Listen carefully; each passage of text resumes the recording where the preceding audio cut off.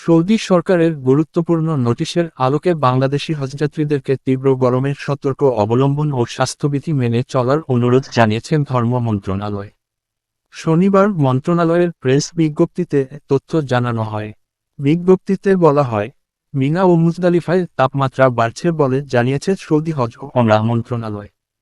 এর মন্ত্রণালয়ের তথ্যমতে, মিনা ও মুজদালিফা উভয় স্থানেই তাপমাত্রা 48 ডিগ্রি সেলসিয়াসে পৌঁছেছে এবং বাতাসের গতি সীমিত থাকলে দুপুরের দিকে তা 50 ডিগ্রি সেলসিয়াস পর্যন্ত বৃদ্ধি পেতে পারে। হজ ব্যবস্থাপনার সঙ্গে সংশ্লিষ্ট সব সংস্থাকে প্রস্তুতির স্তর বৃদ্ধি এবং সর্বোচ্চ সতর্ক অবলম্বন করার জন্য অনুরোধ জানিয়েছে সৌদি এই মন্ত্রণালয়।